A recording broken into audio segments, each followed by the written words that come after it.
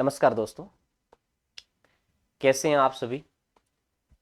उम्मीद करता हूं कि आप बहुत बेहतर होंगे और धीरे धीरे आपका जो टेंशन का लेवल था पिछले 25 तारीख के बाद में वो ग्राफ नीचे उतर रहा होगा।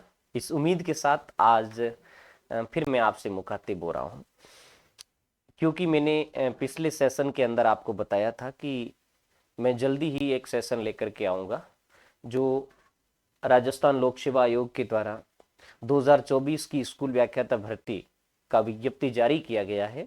उसमें भूगोल विषय से संबंधित रणनीति को लेकर के मैंने आपसे कमिटमेंट किया था, उसको लेकर के आज का यह सेशन आपके बीच में आ रहा है। इससे पहले वैसे ये रिकॉर्डेड सेशन है, अक्सर कभी भी आपके साथ लाइव नहीं आता हूँ, समय की अपनी मजबूरियाँ हैं। जो भी मित्र साथी स्टूडेंट इस सेशन को देख रहे हैं, आप सबकी ये जिम्मेदारी है कि इस सेशन को पूरा देखने से पहले आप अपने मित्रों तक ये सेशन जरूर पहुंचाएं। आप इन्हें हर कंपटीशन ग्रुप में शेयर करने की कोशिश करें। आपका अपनत्व, आपके प्रति हमारा विश्वास और हम और आपका कम्युनिकेशन और एक दूसरे के प्रति सहयोग और समन्वय कोऑर्डिनेशन का जो भाव है वो धीरे धीरे हम और आप दोनों की सफलता का भागीदार बनेगा। इस उम्मीद के साथ मैं हमेशा आपके साथ साझा होता हूँ। बहरहाल बात करूँ इससे पहले, आप सभी इस सेशन को तमाम प्लेटफॉर्म मीडिया के, सोशल मीडिया के जितने सारे प्लेटफॉर्म हैं उन पर आप भेजें ज़रूर। और आप सबके आशीर्वाद से, प्रेम से एक लंबा समय तो लगा है, लेकिन 5,000 की जो अपनी यूट्यूब फैमिली है वो बन गई है। इस अवसर पर मैं आप सभी को धन्यवाद ज्ञापित करता हूँ। बहरहाल आज के सेशन में मैं 4-5 मुद्दों पर बात करूंगा, जिसको लेकर के मैंने पूर्व में भी कहा था कि सभी बच्चे जो ज्योग्राफी से रिलेटेड है या नॉन ज्योग्राफी वाले भी देख सकते हैं। लास्ट में मैं ज्योग्राफी पर बात करूंगा। देखो, स्कूल व्याख्याता भूगोल 2024 की जो वैकेंसी है राजस्थान लोक सेवा आयोग ने निकाल दी है। पोस्ट के संबंध में जो डाउट्स थे वो मैंने पिछली सेशन में क्लियर कर दिए, और भी मैं थोड़ी सी बात कर लूँगा। फिर एक बात करेंगे किस स्टूडेंट्स को तैयारी करनी चाहिए, ये बहुत इम्पोर्टेंट बच्चों के लिए प्रश्न है, इस पर मैं बात करूँगा। और इसके अलावा एक हम बात करेंगे कि अभी हम तैयारी की शुरुआत करें तो कहाँ से करें, किस लेवल से हमें शुरुआत करनी चाहिए, किन बुकों के साथ शुरुआत करनी चाहिए। इसके अलावा टेस्ट सीरीज़ का क्या सिस्टम रहना चाहिए पेपर को मेंटेन करने के लिए, परीक्षा की संभावना क्या बनती है। इसके अलावा ऑनलाइन ज्योग्राफी के कोर्स है उन पर भी मैं बात करूंगा, और सिलेबस को किस तरीके से हम कवर करें, एक रणनीति, एक सफल रणनीति क्या होगी। माना कि अगले 5 या 6 महीने में एग्जाम हो जाता है, तो इन सब बातों को लेकर के मैं अगले 40 मिनट तक, कम से कम 40 से 45 मिनट लग जाएंगे। मैं कभी ये बात नहीं सोचता हूँ कि इस बात को लेकर के 2 वीडियो आ जाए, बहुत सारे लोग ऐसा करते हैं, तो वहाँ से फिर वीडियो को ब्रेकअप करवाना यूट्यूब पे और हर बार बच्चा इंतजार करे अगली बात को लेकर के, इससे अच्छा है कि एक ही के अंदर वो सुन ले, समझ लें। देखो, बहुत सारे बच्चों के मैसेजेस जो मेरे पास आए हैं, उन मैसेजेस के अंदर डर, ये एक बहुत बड़ी बात देखने को मिली है।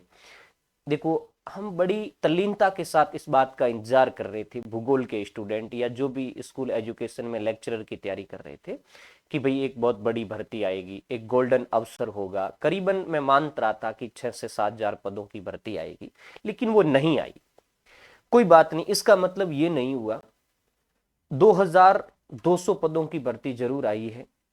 हमें उन 2200 लोगों के अंदर शामिल होना है, एनी हाउ शामिल होना है। जो लोग मंजिल से एक कदम दूर रह जाएंगे वो अगले के लिए प्रयास करेंगे। तो हिम्मत मत हारना। यदि आप एकेडमिक कैरियर में आ ही गए हैं प्यारे विद्यार्थियों, जब इस कैरियर में घुस ही गए हैं तो इसको आनंद के साथ जियो, पूरी मेहनत के साथ जियो, पसीना बहाओ। वो कहते हैं ना कि जो पानी से नहाता है वो इतिहास बदलता है, और जो पसीने से नहाता जो पानी से नहाता है वो लिबास बदलता है, और जो पसीने से नहाता है वो इतिहास बदलता है।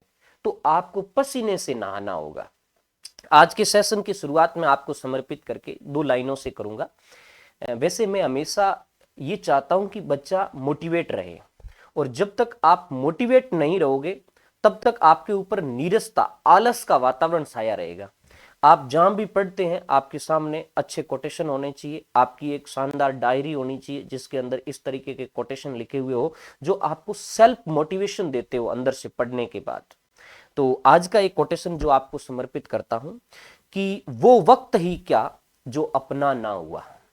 बहुत गहरी मार्मिक बात है कि जो वक्त ही क्या जो अपना ना हुआ, किस्मत में जीत नहीं तो भी क्या हुआ।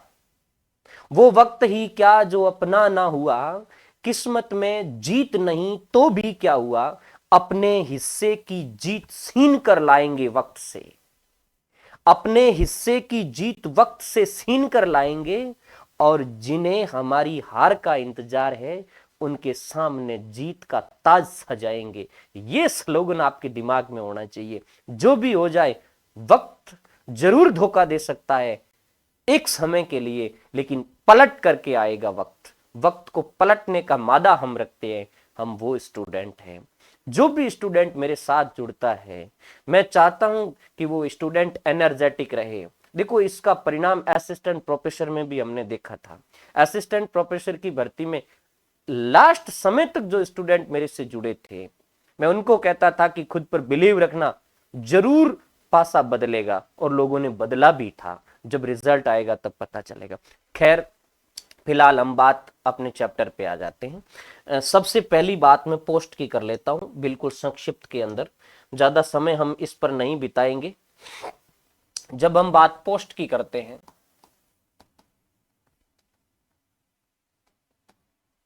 पोस्ट, हम अच्छी तरीके से जानते हैं कि ये जो वैकेंसीज आई है ये बहुत छोटी है। बहुत से लोग कहते हैं कि ये ऊंट के मुंह में जीरा के समान है। ये 2202 अर्थात 2202 पदों की वैकेंसीज है। क्यों आई है, किस तरीके से आई, मैंने पिछले सेशन में इस पर बात कर ली। अब बात ये, आपका प्रश्न ये है कि क्या ये बढ़ेगी या कम होगी। कम के तो चांसेस नहीं है, बढ़ेगी, किस तरीके से बढ़ेगी। तो नॉर्मली मैं आपको बता देता हूं कि कुछ चांस जरूर है बढ़ने के, क्योंकि इस भर्ती को जिस समय उतारा गया है मैदान में, वो समय थोड़ा सा अलग है। उसके पीछे लॉजिक कोई पॉलिटिकल हो सकता है, या बेरोजगारों को एक निराशा छाई हुई थी इस समय में, तो उनको दूर करने के लिए ये लाया गया है। जो भी है, मैं मानता हूं कि पोस्टें बढ़ेगी, लेकिन मैं 100% नहीं कहता हूं पोस्टें बढ़ेगी। यदि सरकार दिसंबर तक इस पर कोई विचार नहीं करती, दिसंबर एंड जनवरी तक, तो आरपीएससी के जो हमारे सचिव है रामनिवास जी, वो मैंने आपको पहले ही कहा था कि वो एक तेज पटरी पर दौड़ने वाली मशीन है, और वो आपका मई जून में एग्जाम करवा देंगे। ऐसी परिस्थिति में बहुत कम चांसेस रहते हैं। खैर, यदि मार्च अप्रैल तक कोई शेड्यूल जारी नहीं होता है तो ऐसी कंडीशंस में ये पॉसिबिलिटी बन सकती है कि पोस्टों को बढ़ाएं। दूसरा, एक चीज परीक्षा को लेकर के आपका प्रश्न है, उस पर भी मैं आपका डिस्कस कर देता हूं कि परीक्षा की जो तिथि है,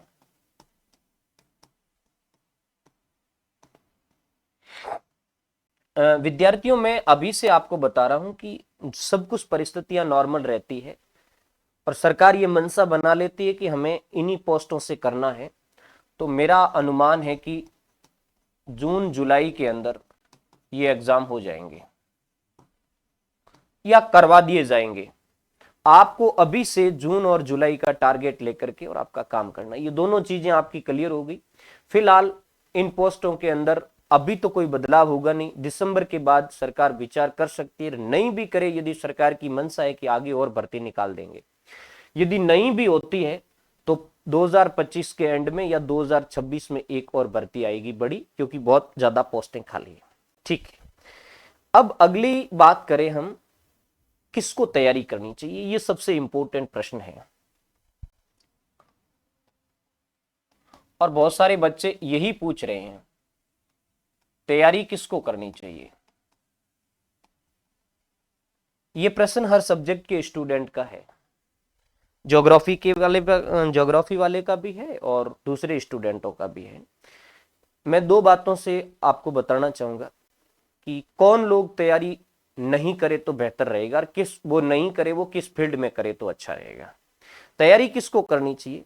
नंबर एक, जिन्होंने एपी का एग्जाम बढ़िया तरीके से दिया है, जिन्होंने असिस्टेंट प्रोफेसर को बढ़िया ढंग से एग्जाम दिया है, जिनका मार्क्स इंटरव्यू के बहुत करीब है, सबको अपना अपना सिनेरियो पता है इंटरव्यू किसका होगा, तो जो इंटरव्यू दे रहा है असिस्टेंट प्रोफेसर का या जिनकी संभावनाएं बनेगी इंटरव्यू की, उनको तो 100% तैयारी करनी ही चाहिए।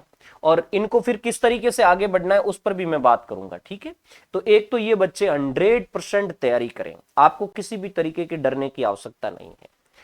और यदि किसी को ऐसा लगता है कि सर मैंने एपी की तैयारी तो की है लेकिन मेरा इंटरव्यू कॉल नहीं हो पा रहा है, ऐसी पॉसिबिलिटी है, जो मार्केट में आइडियाज आ रहे हैं उससे, लेकिन असिस्टेंट प्रोफेसर की आपने तैयारी ढंग से की है, बढ़िया तरीके से तैयारी की है, पूरे सब्जेक्ट को सिलेबस को आपने कवर किया है, जीके को भी आपने अच्छा कवर किया है, तो भले ही आपका इंटरव्यू नहीं भी हो रहा है या इंटरव्यू तक नहीं भी जा रहे हैं तो भी आपको तैयारी करनी चाहिए। मैं ये सब चीज इसलिए कह रहा हूं कि आपका सब्जेक्ट स्ट्रांग है इस बेल्ट वाले बच्चों का, तो आपको अभी इसके अंदर लगा रहना चाहिए। जो बच्चे कंफ्यूज हो रहे हैं रीट और सीटी को लेकर के, उसको भी मैं आगे बता दूंगा ये आपका सिनेरियो कहां से क्लियर होने वाला है। रीट और सीटी भी आपकी निकल जाएगी, ऐसा नहीं है कि आपकी नहीं निकलेगी, लेकिन अभी इन बच्चों के लिए तो मैं यही कहूंगा कि आप 100% इसके अंदर लगे रहें। पोस्टों को अपने दिमाग से निकाल देना है। ज्योग्राफी के अंदर 200 प्लस पोस्टें, ये भी अपने आप में बहुत बड़ी पोस्टें हैं। उसके बाद में जो सेकंड कैटेगरी के बच्चे हैं उसको मैंने ये लिया है कि जो असिस्टेंट प्रोफेसर की चलो उसने तैयारी नहीं की लेकिन आपने पिछले 1-2 एग्जाम दिए हैं। सेकंड कैटेगरी में वो बच्चे हैं जिन्होंने पिछले आरपीएससी के स्कूल के एग्जाम दिए हैं। आरपीएससी का जो स्कूल लेक्चरर का एग्जाम था वो दिया है, एक एग्जाम दिया हो या 2 एग्जाम दिया हो, तो तैयारी के साथ दिया है। ध्यान से सुनना, केवल देना ही जरूरी नहीं है, तैयारी के साथ दिया है। हो सकता है आप 5, 10, 15 नंबर से रह गए हैं, कुछ मार्क्स से रह गए हैं, उन बच्चों को कोई भ्रमित होने की आवश्यकता नहीं है, उनको सीधा इसकी तैयारी करनी है। यदि आपने पहले कहीं कोचिंग इंस्टीट्यूट के जरिए दिया, कोचिंग लेकर के दिया है, ऑनलाइन कोर्स लेकर के दिया है या सेल्फ स्टडी करके दिया है, पूरा सिलेबस आपने उस भर्ती के दौरान कवर किया लेकिन आपका नहीं हुआ, जीके की वजह से नहीं हुआ या सब्जेक्ट की वजह से नहीं हुआ या कुछ नंबर से रह गए, उन बच्चों को भी इसकी तैयारी करनी चाहिए। उनको न तो सीईटी की तरफ देखना है न रीट की तरफ देखना है, अभी इसमें लग जाना। मैं रीट वगैरह का सिनेरियो भी आपका क्लियर कर दूंगा आगे, अभी आपको इसमें लग जाना है, कोई इट बट देखने की आवश्यकता नहीं है। तीसरे, जो स्टूडेंट नए हैं जिन्होंने अभी तक कोई एग्जाम नहीं दिया, असिस्टेंट प्रोफेसर की तैयारी भी नहीं की, लेकिन पिछले कुछ महीनों से वो लगे हुए हैं और उन्होंने 50 से 60% कोर्स कर लिया है। इस बार का 50 से 60% है वो कोर्स कर लिया है, बिल्कुल नए हैं, जिनका सब्जेक्ट के अंदर इंटरेस्ट है, उन बच्चों को लगे रहना चाहिए। क्योंकि पिछले यदि आप 3-4 महीने से लगातार पढ़ रहे हैं और आपने सब्जेक्ट और जीके को बढ़िया कर लिया है, लगभग 60% तक आपका कोर्स हो गया है, 50-60% तक, तो आपको इसके अंदर लगा रहना चाहिए। अभी आपको कहीं इटबट होने की आवश्यकता नहीं है। और एक वे स्टूडेंट जो अभी पीजी कर रहे हैं या बीएड के अंदर है और बाकी किसी एग्जाम के अंदर या तो वो क्वालिफाई नहीं है, वैसे इसमें भी नहीं होंगे वो क्वालिफाई क्योंकि बीएड पूरी नहीं हुई है, तो एमए है और बीएड फाइनल ईयर में है तो आप क्वालिफाई है, बीएड फर्स्ट ईयर में है तो आप क्वालिफाई नहीं है। ऐसे बच्चे जिनके कहीं चांस नहीं है और जिनकी सब्जेक्ट में रुचि है, वो भी नए वालों में है, अभी अभी बिल्कुल फ्रेशर या तो एमए की है या चल रहे हैं, लेकिन जिनकी रुचि स्कूल लेक्चरर के अंदर है और बाकी वाले एग्जाम के लिए वो इलिजिबल नहीं है, या तो वो बाकी वाले एग्जाम के लिए नॉन इलिजिबल है या कुछ बच्चे, देखो कई ऐसे बच्चे होते हैं जिनका इंटरेस्ट नहीं है, बाकी वाले एग्जामों के अंदर इंटरेस्ट नहीं है, ऐसे बच्चों को जरूर इसमें लग जाना चाहिए। मैं कहता हूं आपको बेनिफिट कहां मिलेगा कि अभी आप इस हिसाब से तैयारी करते हो सकता है 2025 के अंदर आरपीएससी का कोई मानस और बदले या सरकार का कोई मानस बदले, फॉर्म को रीओपन करे, ऐसी कंडीशंस में हो सकता है आप दोबारा एलिजिबल हो जाएं, तो पछताना ना पड़े। इन 4 कैटेगरी के बच्चों को अभी 101% अपनी तैयारी करनी चाहिए। और यदि किसी के मन में डाउट है तो आप, मैं हमेशा मेरा नंबर देता हूं, व्हाट्सएप का प्लेटफॉर्म नंबर नीचे पट्टी में भी चल रहा है, 868619546073। इस पर आप अपना मैसेज करके और मेरे से जानकारी कर सकते हैं आपकी कंडीशंस क्या है, आपकी समस्याएं क्या है, ठीक है। और ये आपका हो गया कि किनको तैयारी करनी चाहिए। अब एक बात अभी एक और चल रही है हरियाणा असिस्टेंट प्रोफेसर की। कुछ बच्चे ये भी पूछ रहे हैं मेरे से कि सर हम हरियाणा असिस्टेंट प्रोफेसर की तैयारी कर रहे हैं और दिसंबर में लगभग उनका एग्जाम है और इससे पूर्व हमने असिस्टेंट प्रोफेसर की तैयारी भी की है, अब हम क्या करें, हरियाणा असिस्टेंट प्रोफेसर की करें या स्कूल लेक्चरर में आ जाएं।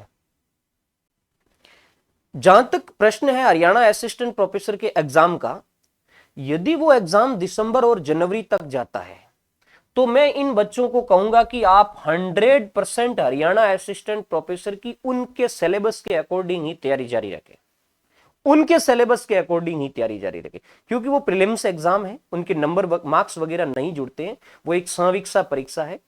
आप अपने सब्जेक्ट को स्ट्रॉन्ग कर रहे हैं, वो राजस्थान वाले में भी आपके काम आ जाएगा। तो ऐसे जो बच्चे हरियाणा असिस्टेंट प्रोफेसर की तैयारी कर रहे हैं वो दिसंबर तक लगे रहे हरियाणा असिस्टेंट प्रोफेसर में, उसके बाद जनवरी में सिनेरियो क्लियर हो जाएगा, इस भर्ती का भी हो जाएगा, उस भर्ती का भी हो जाएगा और रीट वगैरह का सिनेरियो भी क्लियर हो जाएगा, तो आपको किसी भी तरीके का डिस्टर्ब होने की आवश्यकता नहीं है। तो ये तो हो गया कि किसको तैयारी करनी चाहिए। अब प्रश्न उठता है कि स्कूल लेक्चरर में किसको तैयारी नहीं करनी चाहिए। नहीं करनी चाहिए का मतलब उसके पास कोई और विकल्प है या स्कूल लेक्चरर उसके लिए टफ है या कोई कंडीशंस बनती है, मैं सारी बातों पर डिस्कस करूंगा। देखो कई बार क्या होता है कि ये कंपटीशन आग होती है विद्यार्थियों, और हमें पता नहीं होता है कि इस आग की चौड़ाई कितनी है और हम उसके ऊपर से कूदने की कोशिश करते हैं,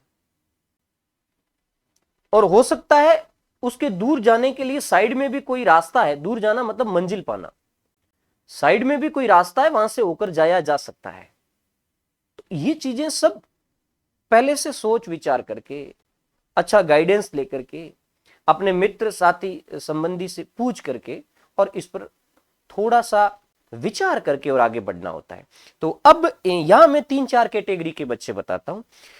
एक तो वे कैटेगरी के बच्चे हैं जो काफी टाइम से किसी दूसरी भर्ती की तैयारी कर रहे हैं और हाँ वो स्कूल लेक्चरर में एलिजिबल है, उसने एमए कर लिया है, बीएड कर लिया है, लेकिन आप काफी समय से किसी दूसरी भर्ती की तैयारी कर रहे हैं, तैयारी किसी दूसरी भर्ती की कर रहे हैं।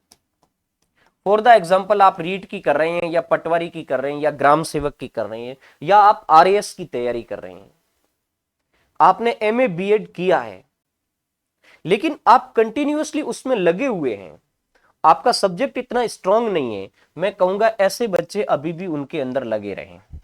देखो आप 6 महीने से रीट की तैयारी कर रहे हैं या आप 6 महीने से ग्राम सेवक की तैयारी कर रहे हैं, आगे ग्राम सेवक का एग्जाम भी होना है, तो आप उनकी तैयारी कर रहे हैं। अब जैसे ही अचानक ये भर्ती आई और वहां से झोली डंडा उठा करके, बैग उठा करके, किताबों को अलमारी में पटका, गाइड लाए दूसरी और फिर लग गए इसमें, ऐसे बच्चे सफलता से एक कदम दूर रह जाते हैं। मेरी उनसे ये आगे विनती है कि आप उन्हीं में लगे रहे। नंबर एक तो ये बच्चे हो गए।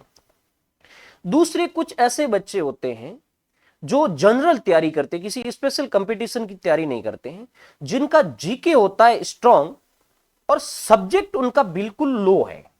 कुछ ऐसे बच्चे हैं जिनका जीके बहुत मजबूत होता है। यानी आजकल बच्चे क्या करते हैं, सीनियर लेवल से पढ़ना शुरू कर देते हैं जीके को, सीनियर 10th लेवल से। जीके मजबूत है लेकिन आपका सब्जेक्ट है वो बिल्कुल ही कमजोर है,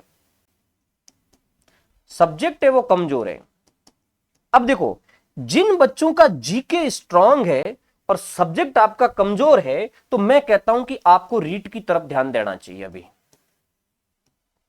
क्योंकि वहां वो एग्जाम सारे जीके बेस्ड है, उसमें थोड़ा जीके की पैराइटी है, वो प्राथमिकता है वो ज्यादा रहती है। तो उन बच्चों को वहां जाना चाहिए मेरे हिसाब से। यदि आपका राजस्थान जीके वगैरह या जनरल नॉलेज आपका अच्छा है तो आप रीट की तरफ जाएं। और यदि आपका मन जाग गया है कि मेरा जीके अच्छा है और मैं सब्जेक्ट को कवर कर लूंगा, मैंने कहा एक इंटरेस्ट पॉइंट होता है, यदि आपका इंटरेस्ट जग गया है तो फिर आप आ सकते हैं। लेकिन आप आधे अधूरे मन से कि यार सब्जेक्ट मेरा कवर होगा नहीं होगा, बिल्कुल जीरो की कंडीशंस में है और आपका जीके अच्छा है, रीट के अंदर आपने प्रयास नहीं किए हैं या फिर करने की इच्छा रखते हैं, तो फिर आप रीट की तरफ जाइए। ये दूसरी कैटेगरी के बच्चे हैं। कुछ बच्चे ऐसे हैं जिन्होंने पिछले रीट दिए हैं, पिछले रीट आपने दिए, एक दो बार आपने अच्छी तैयारी करके दिए, कुछ मार्क्स से आप रह गए हैं, आप एमए बीएड है, सब कुछ है, सब्जेक्ट आपका अच्छा नहीं है, लेक्चरर की आपने एक बार भी तैयारी नहीं की, मैं ऐसे बच्चों से कहूंगा आप अभी भी रीट के अंदर लगे रहें। कोई भ्रम की स्थिति पैदा करने की आवश्यकता नहीं है। यदि इसको लेकर के किसी में कंफ्यूजन है तो मैंने जो नंबर लिख दिए हैं उन पर आप मैसेज कर देना, या पट्टी में नीचे नंबर चल रहे हैं उन पे मैसेज कर देना। और आपने सब्जेक्ट को, ये बच्चे वो हैं जिन्होंने केवल रीट पर ही फोकस दिया है, पहले आपने कभी स्कूल लेक्चरर वगैरह की तैयारी नहीं की है, तो वहां एक अच्छी अपॉर्चुनिटी बनती है। और एक कैटेगरी, एक मैं इतर हट करके बता दूं, कई बार बच्चे पूछते हैं कि सर अभी सेकंड ग्रेड भी आने वाली है, रीट और सेकंड ग्रेड में से कौन सा बढ़िया रहेगा। तो उनके बारे में मैं कह देता हूं कि सेकंड ग्रेड एक लेंथी चैप्टर है। हाँ, जो स्पेशल है, साइंस है, मैथमेटिक्स है, इंग्लिश है, उनका यदि स्ट्रांग होता है तो वो उसमें बढ़िया तरीके से जा सकते हैं। हिंदी वालों को कोई समस्या नहीं है, क्योंकि हिंदी का जो सिलेबस थर्ड ग्रेड में है वही सिलेबस आपका सेकंड ग्रेड में। लेकिन एसएसटी के जो बच्चे हैं उनके लिए सोच विचार करके, क्योंकि आपके जो 7 सब्जेक्ट है एसएसटी के, उनमें आपकी पकड़ कितनी है। यदि आपके 3 एक सब्जेक्ट अच्छे आपके पकड़े हुए हैं तो फिर आप सेकंड ग्रेड के अंदर आइए। और वैसे सामाजिक की पोस्टें भी थोड़ी कम आती है, तो सोच समझ करके अभी आप रीट के अंदर लगे रहें, अभी सेकंड ग्रेड का विचार करने की आवश्यकता नहीं है। ये मोटा मोटा सिनेरियो जहां तक मुझे समझ में आया, मैंने ये आपको बता दिया कौन बच्चे को कहाँ तैयारी करनी चाहिए। और देखो, जुनून होना चाहिए, जुनून और इच्छा शक्ति होनी चाहिए। जुनून और इच्छा शक्ति है तो पर्वत को भी चीरा जा सकता है, पातालों को तोड़ करके पानी भी निकाला जा सकता है, और आसमान में सेद भी किया जा सकता है। जुनून और इच्छा शक्ति होनी चाहिए। और यदि कोई बंदे के अंदर जुनून और इच्छा शक्ति है तो ये दोनों ही जो मैंने कैटेगरी बताई ये कोई मायने नहीं रखती है, वो जिधर चाहता है उधर ही अपनी राहें मोड़ सकता है। ठीक है, चलो ये एक बात हो गई। दूसरी बात, परीक्षा की संभावना की मैंने आपसे बात कर दी, जून जुलाई में परीक्षा की संभावना है। अब एक प्रश्न उठता है कि सर काश जून जुलाई में नहीं होता है, तो अगली संभावना अक्टूबर और नवंबर में बनती है। फिर रही बात संशोधन की कि क्या नए फॉर्म आरपीएससी या राजस्थान सरकार भरवाती है या नहीं भरवाती है, यह समय और परिस्थिति पर निर्भर करेगा विद्यार्थियों। कभी भी पहले इसका अनुमान लगाना गलत है। कुछ लोग कहे होंगे, कुछ लोग आज भी कहते हैं कि पोस्टें बढ़ेगी 100%। मैं ये कभी नहीं कहता हूं, जरूरी नहीं है पोस्टें बढ़ना। आरपीएससी के पास मई जून तक का शेड्यूल है, और हो सकता है जून जुलाई तक इसका शेड्यूल डाल दे और सरकार को कह दें कि आगे एक और भर्ती करवा देंगे। इसलिए जरूरी है कि आपको अभी 2200 पर ही काम करना है। एक जन्म तिथि को लेकर के कुछ बच्चे कह रहे थे कि सर जैसे हमारी अभी जो जन्म तिथि मानी है 2025 की जनवरी, 2025 की जनवरी में हमारे 21 साल पूरे नहीं होते हैं, हम एलिजिबल नहीं है। क्या आगे इस विज्ञप्ति में संशोधन होगा तो क्या जन्म तिथि के लिए कोई नया प्रावधान करेंगे? या मैं बात स्पष्ट कर देना चाहता हूं विद्यार्थियों, यदि पोस्टों में कमी या बढ़ोतरी की जाती है तो इसका मतलब ये नहीं है कि तुम्हारी जन्म तिथि में बदलाव होगा। उसमें तो केवल उस विज्ञप्ति को संशोधित करेंगे। यदि फॉर्म दोबारा भरवाए जाते हैं, यदि फॉर्म दोबारा भरवाए जाते हैं, ऐसी कंडीशंस में एक संभावना बनती है कि आरपीएससी तिथि में परिवर्तन करे। और यदि जल्दी ही फॉर्म दोबारा भरवा देती है दिसंबर के अंदर, लेकिन ऐसी पॉसिबिलिटी मुझे लगती नहीं है। और हां, अप्रैल मई जून में जाते वक्त वो फॉर्म भरवाती है तो वहां आप एलिजिबल हो सकते हैं। तो ऐसे बच्चे जो जन्म तिथि को लेकर के अभी एलिजिबल नहीं है, वो बच्चे यदि रीट में इंटरेस्ट रखते हैं, चलो उनका सब्जेक्ट अच्छा है लेकिन उनका रीट की क्वालिफिकेशन बनती है, तो ऐसी कंडीशंस में वो आप उनकी तैयारी करें। फिर जैसे ही आपका ये संशोधन होता है तो आप इसके अंदर आ सकते हैं। हाँ, उसके बाद में आगे अब विद्यार्थियों पर बात करें कि चलो हम भर्ती की तैयारी शुरू करें। इससे पहले हमें क्या करना चाहिए? तो मोस्ट ऑफ आप सभी रेडी है। इतना सुनने के बाद एकदम ये क्लियर हो गया कि कौन बच्चे को तैयारी करनी चाहिए और कौन बच्चे को तैयारी नहीं करनी चाहिए। किसको है वो अर्जुन की तरह चिड़िया की आंख के समान आरपीएससी का ये स्कूल लेक्चरर टारगेट बना लेना चाहिए, और कौन लोग होंगे जो बिगड़ी हुई रेल की तरह अभी भी भटकते होंगे, वो भी तय हो गया। जिसके दिमाग में अभी भी अपना गोल सेट नहीं हुआ है, वो अभी भी भटके हुए ट्रेन की तरह है। मैं हमेशा विद्यार्थियों से ये कहता हूं कि आपका गोल सेट होना जरूरी है। विज्ञप्ति आपके सामने है, सिनेरियो एकदम क्लियर है, सेट हो जाइए, क्योंकि समय जाते वक्त टाइम नहीं लगता है। सुबह उठने से लेकर के अब तक आपने बहुत से घंटे बर्बाद कर दिए हैं। ठीक है, चौथी बात करें, अब आपको तैयारी शुरू करनी है। तो सबसे पहली आपकी जिम्मेदारी है कि आप अपने पाठ्यक्रम को, आप अपने सिलेबस को निकालें। सबसे पहले यही काम करना है। सिलेबस में प्रथम प्रश्न पत्र और दूसरे प्रश्न, अभी तक दोनों ही सारे सब्जेक्टों की चल रही हो, केवल ज्योग्राफी पे मैं बात नहीं कर रहा हूं। सारे सब्जेक्टों की जो भी स्टूडेंट है, सबसे पहले आप अपना सिलेबस निकाल लें, दोनों सिलेबसों का विश्लेषण कर लें। अब कुछ बच्चे कहेंगे सर ताजा सिलेबस नहीं डाला है, कोई बात नहीं, अभी आरपीएससी के पास जो पुराना सिलेबस है उसी पर गौर करें। हाँ, एक प्रश्न बीच में और ले लेता हूं, क्या इस सिलेबस में बदलाव होगा? देखो, सिलेबस में घटना बढ़ना कुछ नहीं है, साइकोलॉजी को उठा करके प्रथम प्रश्न पत्र में डाला है, ये बात अभी एकदम स्पष्ट क्लियर हुई है जो आरपीएससी का नोटिफिकेशन आया है उसमें। खैर, साइकोलॉजी को चाहे सेकंड चैप्टर में पढ़ें चाहे फर्स्ट चैप्टर में पढ़ें, पढ़ना है तो दोनों ही सिलेबस आप ढंग से पढ़ लीजिए कि इसमें क्या क्या चीज है। ओके, और उसमें देखो, सिलेबस में जो परिवर्तन हुआ है, साइकोलॉजी को उठाया है, तो उससे कई बच्चे हैं वो बार बार ये प्रश्न करते हैं कि सर सेकंड प्रश्न पत्र में जो प्रश्नों का जो वेटेज था या मार्क्स का जो वेटेज था वो कोई बदलेगा क्या? सब्जेक्ट के जो 120 प्रश्न आते थे उसकी जगह 130 प्रश्न आएंगे? ये अभी क्लियर नहीं है, इसलिए आप इस बात पर कोई भी उआपो की स्थिति रखने की आवश्यकता नहीं है, अभी आपको केवल पढ़ना है। रही बात 40-40% वाले जो बच्चे बार बार पूछ रहे हैं, ये मैंने पिछले में भी क्लियर कर लिया था।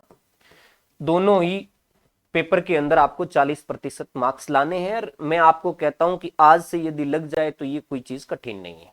ओके, तो सबसे पहला काम आपका सिलेबस का रहेगा, पूरे सिलेबस को अच्छी तरीके से पढ़ लेना है। सिलेबस के बाद में दूसरा हमारा काम संदर्भ बुकों का रहता है। उससे पहले एक चीज मैं आपको बता देता हूं कि अभी आपको तैयारी शुरू करनी है। माना कि आपने बुकें वगैरह सब ले आए, बुकों पर भी मैं बात करूंगा ज्योग्राफी के लिए, अभी एक कॉमन बात कर लेता हूं सभी सब्जेक्ट के लिए। जो भी स्टूडेंट हैं, चाहे पुराने हैं जिन्होंने पहले प्रश्न पत्र दिए हैं, चाहे अभी अभी जिनकी पीजी हुई है और वो लगे हैं, या बिल्कुल नए हैं, आप सबको मैं ये कहना चाहता हूं कि पुराने जितने भी प्रश्न पत्र है स्कूल लेक्चरर के, सिलेबस आपका तैयार हो जाने के बाद जो पुराने प्रश्न पत्र है पिछले 3-4 भर्तियों के, उन सब का प्रिंट आउट लेकर के, उनकी आंसर की का प्रिंट आउट लेकर के उन सब को एक बार मिला लें। अभी आप शायद ये सोचते होंगे कि सर वो तो हमने दिए हैं, अच्छी तरीके से मिलाए हैं, ऐसा कुछ नहीं है। कई बार हम भूल जाते हैं, चीज भूल जाते हैं, तो पुराने बच्चे भी उसको मिलाएं, मिलाने का मतलब ये नहीं कि उनको याद करना है, केवल याद करने के लिए मिलाएं, हमें बदलते समय में आरपीएससी के जो प्रश्नों का पैटर्न बदला है वो समझ में आ जाएगा। और नए बच्चे को तो स्पेशली पढ़ना चाहिए, क्योंकि उन्हें क्या पढ़ना है, किस प्रकार पढ़ना है, इसका अंदाजा केवल और केवल पुराने प्रश्न पत्रों से लगेगा। तो नए बच्चे तो जरूर पिछली 3-4 भर्ती के जो प्रश्न पत्र है उनको बढ़िया तरीके से तैयार कर लें। ओके, सिलेबस आपका एकदम कंप्लीट हुआ, पिछले 3-4 सालों के प्रश्न पत्र तैयार हो गए। अब आपके दिमाग में पूरा सेट बैठ गया कि मुझे क्या क्या चीज पढ़नी है और किस तरीके से पढ़नी है। अभी तक हम बात कर रहे थे कॉमन की, अब हम बात करेंगे ज्योग्राफी की, कि ज्योग्राफी के जो स्टूडेंट है वो कहां से पढ़े और किस तरीके से, कौन सी बुकों के साथ वो पढ़े। तो नॉर्मली मैं आपको पहले बताना चाहता हूं इसके संदर्भ में कि बुक के संदर्भ में मैं एक अलग से वीडियो लेकर के आऊंगा कि पूरे सिलेबस में कौन कौन से चैप्टर कहां से, किस बुक से आपको पढ़ने हैं। अब हमारे पास, माना कि हमने ये तय कर लिया कि जून के अंदर अपना एग्जाम होना है, ऐसी कंडीशंस में हमारे पास 7 महीने हैं, हमें इन 7 महीनों के अंदर सिलेबस को क्लियर करना है। तो यहां थोड़ा हमें स्मार्ट स्टडी भी करनी पड़ेगी, समय भी हमें ज्यादा देना पड़ेगा। तो किस मटेरियल से पढ़ना है, इस बात पर हम सबसे पहले चर्चा करें। अब ज्योग्राफी पे आ जाते हैं। ज्योग्राफी कहां से पढ़ें? तो जो बच्चे पूर्व में भी तैयारी करते हैं या करते हुए आ रहे हैं, जो पुराने स्टूडेंट हैं, जिसने पिछला स्कूल लेक्चरर भी दिया, असिस्टेंट प्रोफेसर भी दिया है, नेट जेआरएफ के एग्जाम भी दिए हैं, उनके पास जो मटेरियल अवेलेबल है, कोई मार्केट में दूसरा इधर उधर भागने की आवश्यकता नहीं। जो मटेरियल आपके पास अवेलेबल है उन्हीं से पढ़ना है विद्यार्थियों। ये बात आप कान खोल करके सुन लेना, ठीक है। अब आपको लगता है कि सिर्फ मैंने जिस मटेरियल से पढ़ा मेरा सिलेक्शन नहीं हुआ, तो कहां आपकी कमी रही, ये आपने पहले एनालिसिस किया होगा। चलो नहीं किया है तो आप उन प्रश्न पत्रों को निकालिए, उसके बाद किस चैप्टर से आपके प्रश्न ज्यादा गलत जा रहे हैं या प्रश्न छूट रहे हैं, आपका चैप्टर कौन सा कमजोर है उसका आपको पता लगाना है। ये किसकी बात कर रहा हूं मैं? पुराने बच्चों की बात कर रहा हूं। तो पुराने बच्चे अपना जो कमजोर चैप्टर है उसको ढूंढ लीजिए उन प्रश्नों के माध्यम से। फिर आपको लगता है कि यार इनका मटेरियल मेरे पास सफिशिएंट नहीं है, जैसे पीजी लेवल का आपके पास मटेरियल सही नहीं होगा या आपके पास प्रैक्टिकल का मटेरियल सफिशिएंट नहीं होगा, तो फिर इसके मटेरियल को आप दूसरी जगह से पढ़े, जो मैं सजेस्ट करूंगा कि आपको कहां से पढ़ना है। ये मैं अलग से एक सेशन में बता दूंगा, या मुझे व्हाट्सएप कर दीजिए, उन नंबरों पे मैं आपको बता दूंगा। एक इन्हीं बच्चों के संदर्भ में बात कर लें कि ये जो पुराने बच्चे हैं ये काफी पढ़े हैं। मैं समझता हूं कि दुर्भाग्य रहा होगा, समय आपका नहीं रहा होगा, उसकी वजह से तुम 2, 4, 5, 10 नंबर से रह गए होंगे। एक बात मैं आपको बताऊं, यदि कोई बच्चा 10 से 12 नंबर से रह रहा है, इसका मतलब वो कमजोर नहीं है, ये ध्यान से सुन लेना। कई बार कहते मैं तो 1-2 नंबर से रह गया, हाँ 1-2 नंबर वाला अच्छा है, लेकिन 10-12 वाला कमजोर नहीं है। क्योंकि 10-12 नंबर से पीछे रहने का मतलब क्या हुआ, आप 7 या 8 नंबर से 7 या 6 प्रश्नों से रहे हैं। यदि आपके 6 प्रश्न गलत होते हैं, 5 प्रश्न आपके गलत होते हैं, तो 5 का 1/3 करके आपके 7 प्रश्न चले गए, 7 प्रश्न का 14 नंबर चला गया आपका। 5 या 6 प्रश्न तो हर विद्यार्थी किसी न किसी एग्जाम में ऐसा गलत करके आता है जिसकी कभी भी कल्पना हम नहीं कर सकते कि ये प्रश्न गलत किया है। मैं इस बात का साक्षी हूं, मैंने मेरे जीवन की जर्नी में आरपीएससी के कई एग्जाम दिए हैं, कई एग्जामों में असफल हुआ और कई एग्जामों में मुझे सफलता मिली। चाहे मैं जिस एग्जाम में असफल हुआ चाहे सफल हुआ, हर एग्जाम में मेरे 5 से 7 प्रश्न ऐसे गलत गए हैं जिसकी मैं सोच नहीं सकता, लेकिन कई प्रश्न ऐसे भी मैंने सही किए हैं जिसको मैं सोच भी नहीं सकता। ये दोनों चीजें होती है। तो ये जो 8-10 नंबर दूर हैं, 10-12 नंबर जो दूर रहते हैं, वो अपने आप को दूर मत समझे। हमारा समय सही नहीं था इसलिए हम बाहर रह गए, और जिसका समय अच्छा था वो अंदर चला गया, और जो अंदर चला गया है ना, उसने भी 4-5 प्रश्न तो ऐसे गलत किए, आपने 6-7 किए होंगे और उसने 3-4 गलत किए होंगे। यही सिनेरियो रहता है। तो ये बच्चे अच्छे हैं, और मेरा मेरा ये मानना है कि इनके चांस है, ज्यादातर जो चांसेस बढ़ेंगे वो इनके होंगे, और नए होते हैं वो ब्रिले और ब्रिलियंट होते हैं, उनका तो होता ही है, नो डाउट। तो इन बच्चों का एक है कि सर ये जो ऑफलाइन और ऑनलाइन का जो सिस्टम है कोचिंग का, उनको किस नजरिए से देखें। तो कोचिंग को भी मैं साथ में लेकर के चलता हूं। ये विद्यार्थी जिन्होंने पुराने अच्छे तरीके से तैयारी की है, किसी कोचिंग के चक्कर मारने की आवश्यकता नहीं है, कहीं पर चक्कर मारने की आवश्यकता नहीं। तुम सब बढ़िया हो, अपने आप में मैच्योर हो, बस जरूरत इस बात की है कि उसको रिवीजन करना।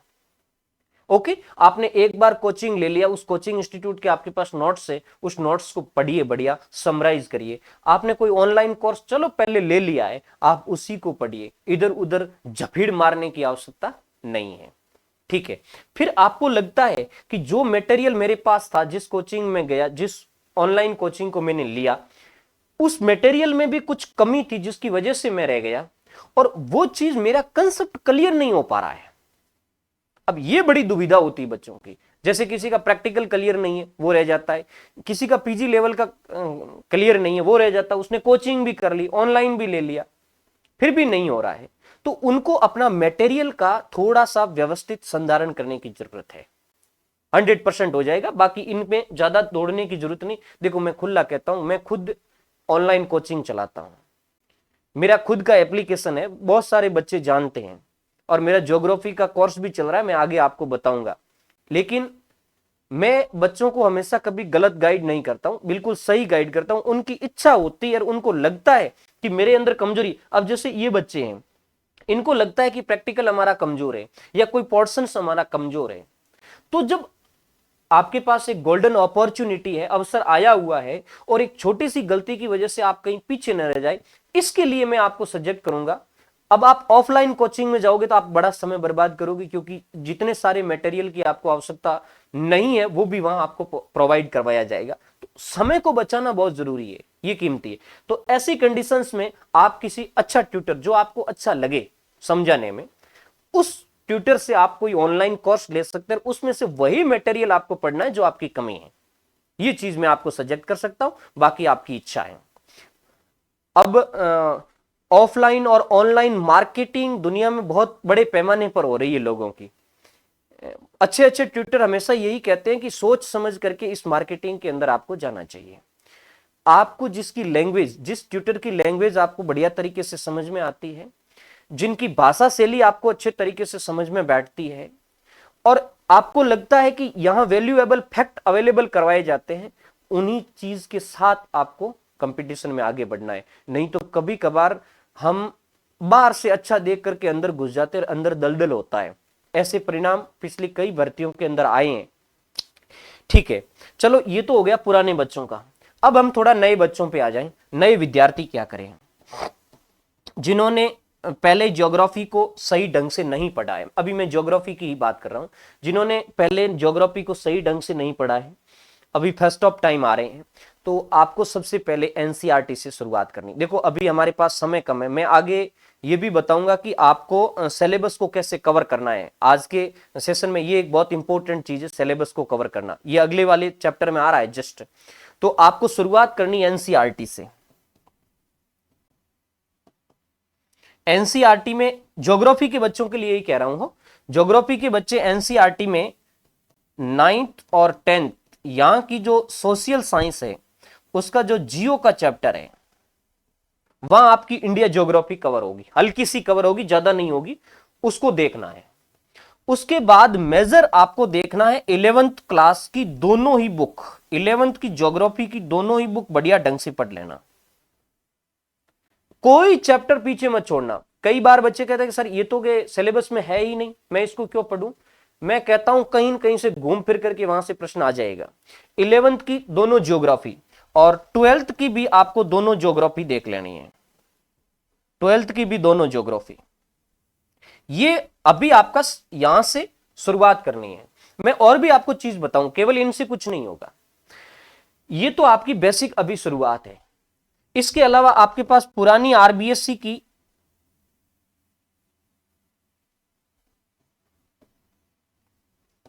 बुक है, तो कुछ चैप्टर जो इनके अंदर नहीं है वो वहां से आप कर सकते हैं, लेकिन उनको ज्यादा आप सीरियस लेने की आवश्यकता नहीं है। एक तो आपके पास एनसीईआरटी होनी चाहिए।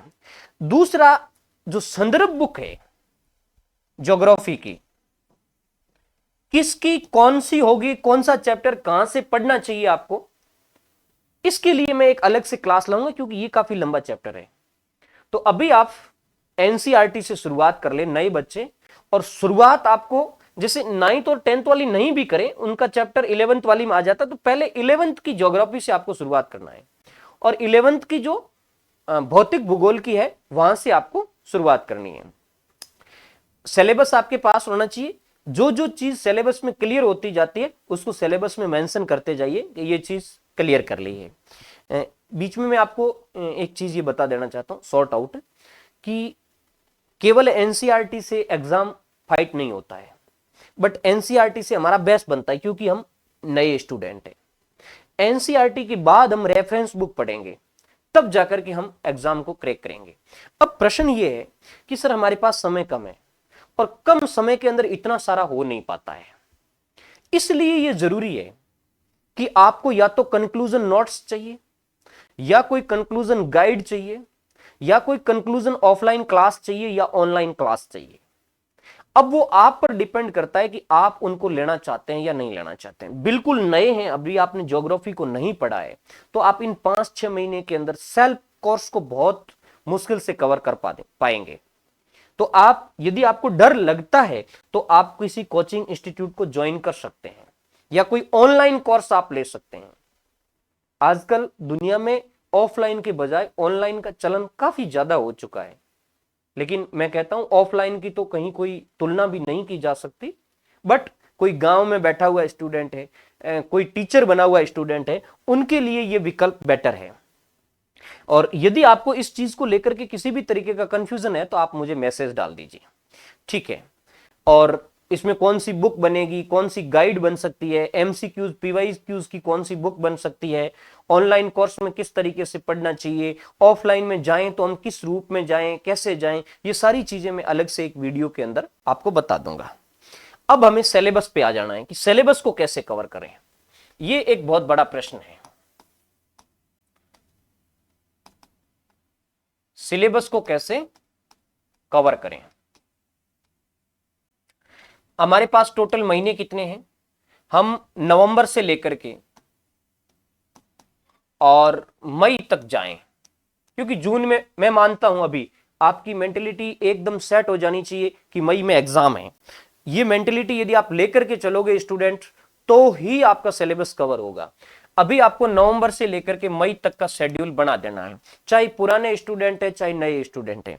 और हाँ, यदि पुराने स्टूडेंट आप अपना कंटिन्यूअसली चल रहे हैं, जैसे मेरे प्लेटफॉर्म पर मैंने सारे बच्चों को कह रखा है कि आपको किस, जो कनेक्टिविटी रखते हैं हमेशा, उनको कह रखा है कि आपको किस तरीके से सिस्टमेटिक ढंग से चलना है।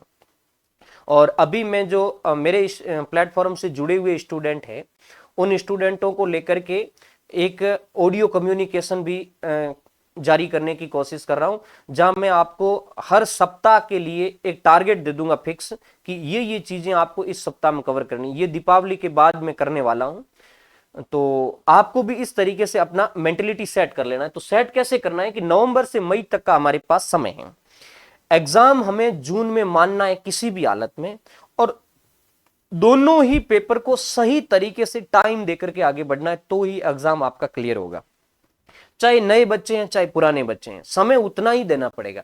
और हाँ, पुराने बच्चे हैं जिनका सब्जेक्ट स्ट्रांग है, आपने असिस्टेंट प्रोफेसर वगैरह को पढ़ा है, तो उनको थोड़ा जीके का टाइम पीरियड है वो बढ़ा देना है। लेकिन मैं अभी एक जनरल स्टूडेंट के लिए एक सिनेरियो बता रहा हूं कि अभी जो आप कोर्स शुरू करोगे, आपको ये डिसाइड करना है कि मेरा कोर्स 4 महीने में पूरा हो जाना चाहिए, 4 माह के अंदर कोर्स हो जाना चाहिए। 4 माह में कोर्स होने का मतलब प्रथम प्रश्न पत्र और द्वितीय प्रश्न पत्र दोनों का चैप्टर है वो 4 माह में क्लियर हो जाना चाहिए। आपको कि सर ये मुश्किल है, ये मुश्किल है, लेकिन इम्पॉसिबल नहीं है। यदि जून में एग्जाम लेकर के चलोगे तो आपको नवंबर, दिसंबर, जनवरी और फरवरी, यानी आपको कोर्स है वो नवंबर से लेकर के फरवरी तक आपको पूरा करने का शेड्यूल बनाना है। शेड्यूल कैसे बनाना है वो भी मैं आपको बता दूंगा। तो कोर्स आपको 4 माह में पूरा करना है, यानी नवंबर से लेकर के फरवरी तक आप अपना शेड्यूल बना लीजिए। अब आप कहोगे सर शेड्यूल कैसे बनाए? आपके पास जितने चैप्टर है विद्यार्थियों, मैं आपको 100% ये कहता हूं कि कम से कम आपको 10 से 12 घंटे देने ही पड़ेंगे। जो नॉन सर्विस वाले बच्चे नए हैं वो 10 से 12 घंटे, जो सर्विस में है तो उनका थोड़ा जीके वगैरह स्ट्रांग होगा तो उनको 5 से 6 घंटे देने हैं। अभी आपको क्या करना है, पूरा आपका जो सिलेबस है उस सिलेबस का इस तरीके से शेड्यूल बनाना है। पहले साप्ताहिक शेड्यूल बना लो। ये पूरा एक दिन का समय जाएगा आपका इसको करने में, लेकिन आपका जो पढ़ाई का तरीका है वो बहुत इजी हो जाएगा स्टूडेंट। पहले आप साप्ताहिक डिवाइडेशन कर लो कि भाई हमारे पास 4 महीने हैं, 4 महीने मतलब 16 सप्ताह है। मान के चलें 16 सप्ताह के अंदर हमारे जितने भी चैप्टर बनते हैं उन चैप्टरों का आप डिवाइड कर दो और सारे के सारे 16 सप्ताह का आप टाइम टेबल बना दो कि मुझे पहले सप्ताह में प्रथम प्रश्न पत्र में ये तैयार करने हैं और द्वितीय प्रश्न पत्र में ये तैयार करने हैं, दूसरे सप्ताह में इस तरीके से पूरे के पूरे आप 16 सप्ताह का शेड्यूल बना रहे हो। और मैं कहता हूं ये शेड्यूल आपका दिवाली से पहले ही बन जाना चाहिए एनी हाउ। उसके बाद साप्ताहिक शेड्यूल बनने के बाद आपका दैनिक शेड्यूल भी फिक्स हो जाना चाहिए। दैनिक शेड्यूल हो जाना चाहिए। दैनिक शेड्यूल हर सप्ताह के बाद बनेगा। जैसे जैसे ही अगला सप्ताह लागू होता है उसके पहले दिन आप आधा घंटा या घंटा बैठ करके कि ये जो अगले 7 दिन है उस पे मैंने जैसे 12-12 चैप्टर लिए हैं, 12 ज्योग्राफी के ले लिए और 12 जीके के ले लिए, तो उन 12 में से मंडे को कौन सा पढ़ना है, ट्यूसडे को कौन सा पढ़ना है, थर्सडे को कौन सा पढ़ना है, इस तरीके से 7 दिन का शेड्यूल बना लो। एक मजा आएगा पढ़ने का, मैं आपको कहता हूं, क्योंकि मैंने जीवन में इसको अप्लाई किया है। जिस स्टेज पे मैं हूं, मैं बड़े गर्व के साथ कहता हूं कि इस स्टेज तक पहुंचने के लिए मैंने किसी कोचिंग इंस्टीट्यूट का सहारा नहीं लिया, मैंने किसी ऑनलाइन कोर्स का सहारा नहीं लिया, मैं किसी यूनिवर्सिटी के कैंपस से नहीं पढ़ा, मुझे किसी बढ़िया असिस्टेंट प्रोफेसर ने नहीं पढ़ाया। तुम बड़े भाग्यशाली हो कि तुम्हें बहुत अच्छा पढ़ाने वाले मिल रहे हैं, बहुत अच्छा गाइड करने वाले मिल रहे हैं, सब कुछ अच्छा मिल रहा है, मटेरियल भी अच्छा मिल रहा है। लेकिन समय प्रबंधन यदि विद्यार्थियों आपका सही नहीं हुआ तो सब कुछ तुम्हारे पास अवेलेबल होने के बावजूद भी तुम निराश हो जाओगे। मेरे पास समय प्रबंधन था, बाकी वाली चीजों की कमी थी। उस कमी की वजह से मैं 2014 की जो असिस्टेंट प्रोफेसर भर्ती थी उसमें असफल भी हुआ था, लेकिन उस असफलता से मैंने सीखा भी था, तब जाकर के मैं इस मंजिल पे पहुंचा हूं। कोई चीज असंभव नहीं होती, कोई चीज इम्पॉसिबल नहीं होती विद्यार्थियों। मैं वर्धमान ओपन यूनिवर्सिटी कोटा से पीजी पास आउट हूं, उसके बावजूद मैं असिस्टेंट प्रोफेसर बन सकता हूं, तो स्कूल लेक्चरर तो क्या औकात है यार। आप सारे स्टूडेंट बहुत अच्छे ज्ञान के धनी हैं, ये कर सकते हैं। आप अपने अंदर एक पॉजिटिविटी जगाएं, एक विश्वास जगाएं कि हाँ मैं ये कर सकता हूं। तो इस तरीके से आपको पहले साप्ताहिक शेड्यूल बना लेना है और फिर आपको दैनिक शेड्यूल बना लेना है, और इसके अनुसार आपको प्रतिदिन आपका सिस्टम सेट हो जाएगा। और हमेशा जो दैनिक शेड्यूल आपका बनता है उसमें हमेशा अगले दिन आपको क्या पढ़ना है ये पहले दिन सोने से पहले आप देख करके सोए कि मुझे अगले दिन प्रथम प्रश्न पत्र में ये चीजें तैयार करनी है और द्वितीय प्रश्न पत्र में ये चीजें तैयार करनी है। आपका टाइम टेबल, इसको भी मैं आगे वाले इसके अंदर बताऊंगा आपका टाइम टेबल किस तरीके से बनना चाहिए।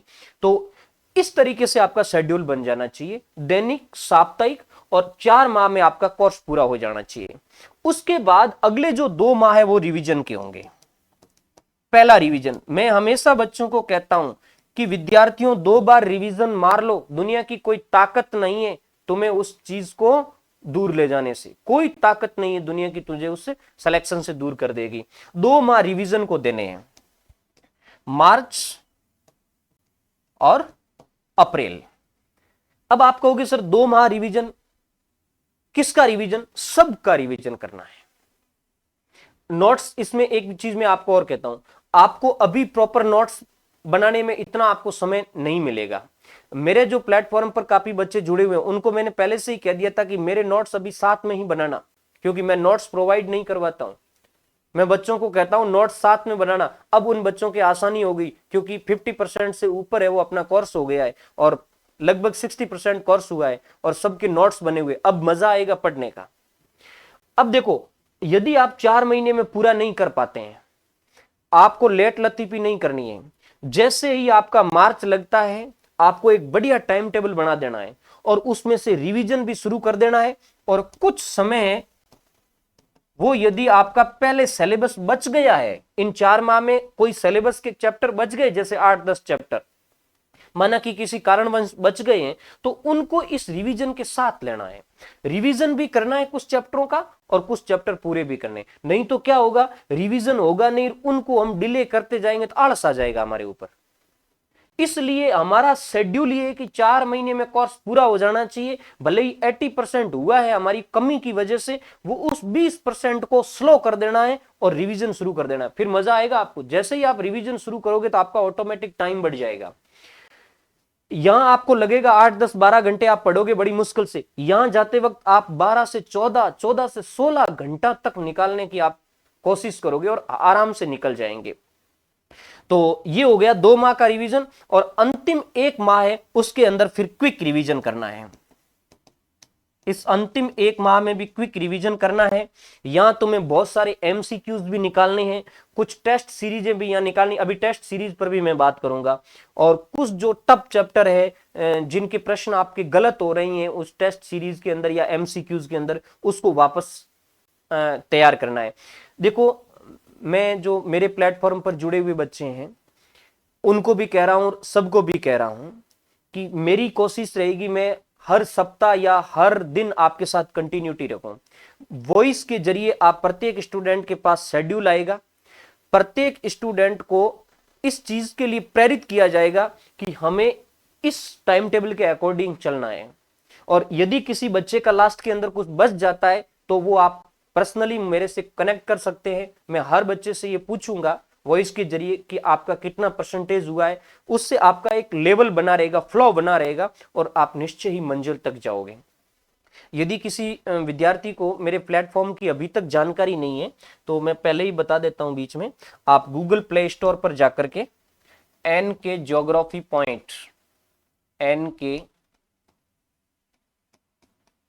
ज्योग्राफी पॉइंट इस नाम से आप सर्च कीजिए। मैं लास्ट में बताऊंगा कोर्स के बारे में भी।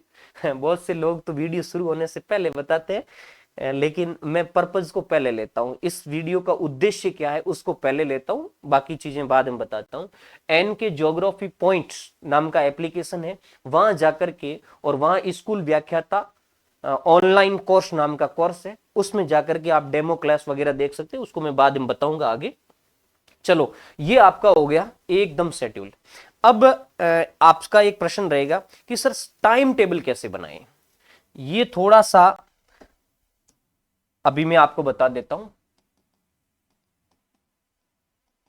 किस पेपर को कितना टाइम देना चाहिए। अभी में जो पुराने बच्चे हैं जो अपना फ्लो बनाते हुए आ रहे हैं उसको मैं डिस्टर्ब नहीं करूंगा। यदि आप ढंग से 10, 12, 14 घंटे पढ़ रहे हैं, जिस भी हिसाब से पढ़ रहे हैं, उसमें कोई चेंजेस करने की आवश्यकता नहीं है। आपका जिस दिन कोर्स पूरा हो जाए उस दिन वापस रिवीजन में लग जाइए और फिर नया शेड्यूल है वो आप बना लीजिए। लेकिन अभी से, चलो पहले से आपने पढ़ा है लेकिन अभी से आप नई तैयारी शुरू करना चाहते हैं तो टाइम टेबल, 2 तरह के बच्चे, जो नए बच्चे हैं, सर्विस में नहीं है, बहुत ज्यादा टाइम दे सकते हैं, उनके लिए मैं अलग चीज बता रहा हूं। जो सर्विस के अंदर है, जो सेवा के अंदर है, ज्यादा टाइम नहीं दे पा रहे हैं, उनकी भी मैं बात करूंगा। जो बच्चे नए हैं उनको मैं आज ही कह रहा हूं कि यदि आपको ये एग्जाम फाइट करना है तो आपको कम से कम 10 से 12 घंटे पढ़ना पड़ेगा। 10 से 12 घंटे एनी हाउ पढ़ना पड़ेगा। और ये कोई ज्यादा नहीं है। आप यदि मेरे बताए गए शेड्यूल के अकॉर्डिंग चलेंगे तो मैं दावे के साथ कहता हूं कि 14 से 15 घंटे तो अगले आप 15 दिन में निकालने शुरू कर दोगे।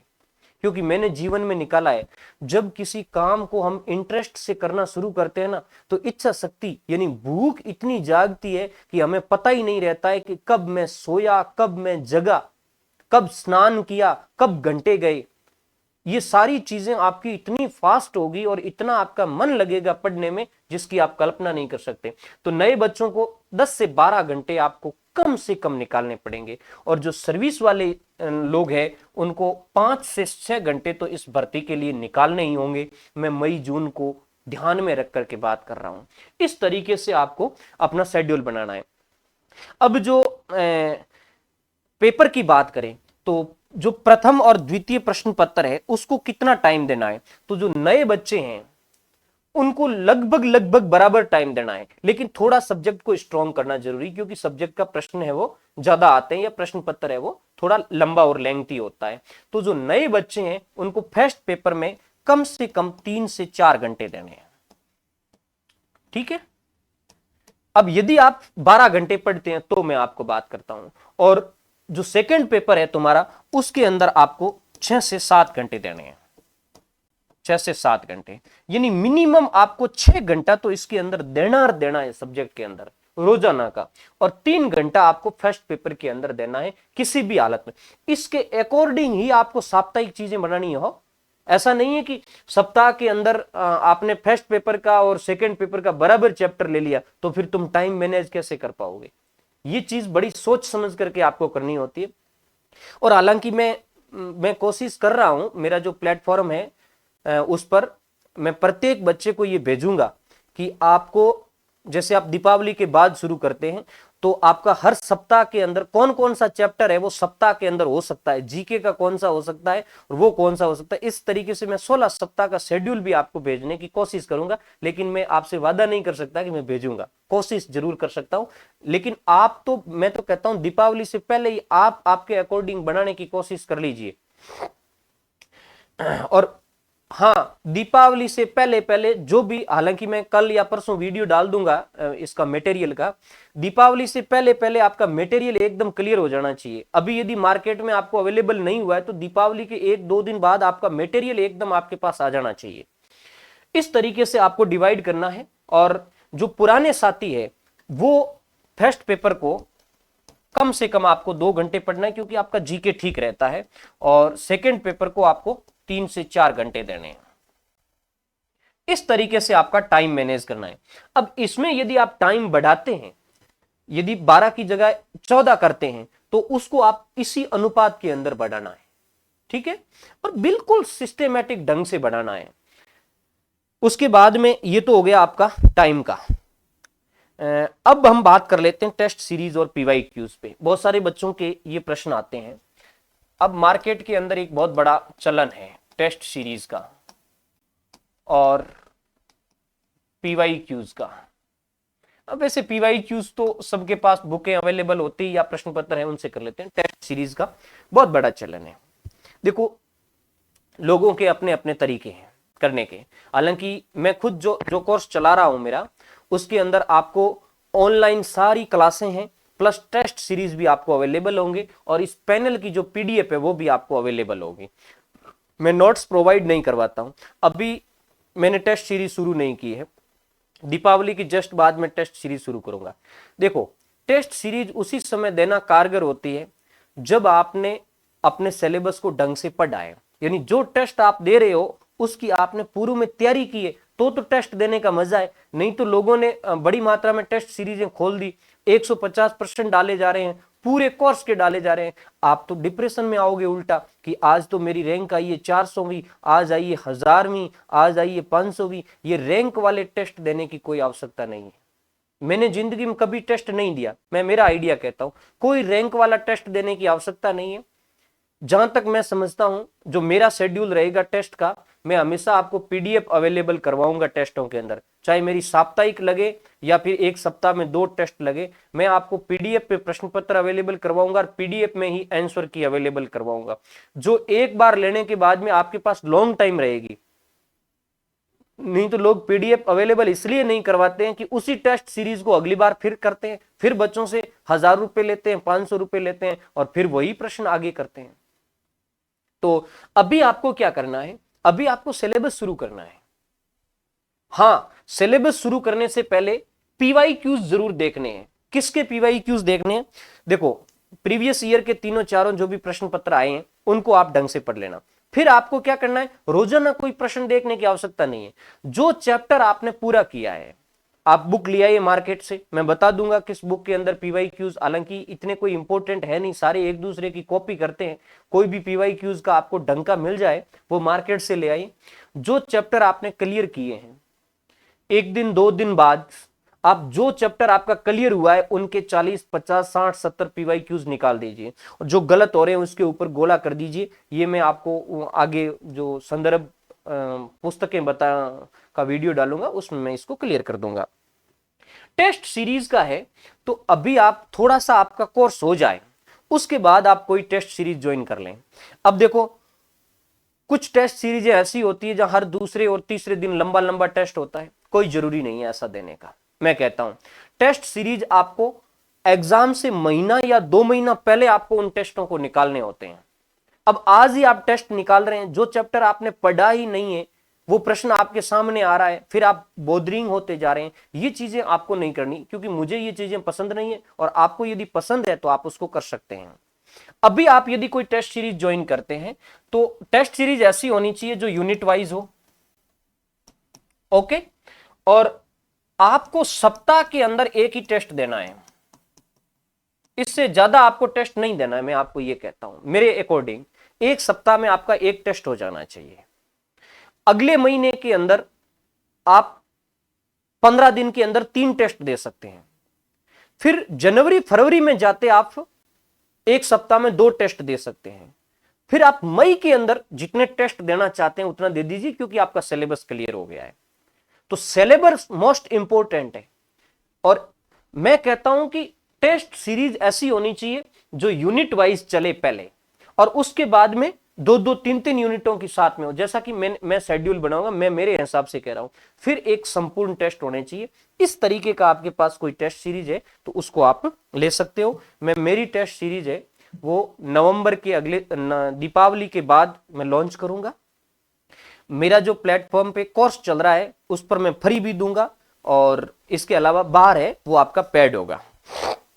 अब मैं मेरे ऑनलाइन कोर्स की बात कर लूं। देखो आपको गूगल प्ले स्टोर पे जाना है, NK ज्योग्राफी पॉइंट इस नाम से ऐप है। मैंने नीचे डिस्क्रिप्शन बॉक्स में सारा दे रखा है। यदि आपको NK ज्योग्राफी पॉइंट नहीं मिलता है तो नीचे जो डिस्क्रिप्शन बॉक्स है उसके अंदर सारे लिंक दे रखे हैं, उनके ऊपर आपको जाना है। इस पर आप क्लिक करोगे तो क्लिक करते ही हमारा ये प्लेटफॉर्म खुलेगा। यानी बहुत सारे कोर्स है, मैं ये इस तरीके का आपको कोर्स दिखेगा। अभी मैं नॉर्मली इसको बड़ा करके बता देता हूं। ये जो आपको दिख रहा है ये इस तरीके का आपको बॉक्स दिखेगा।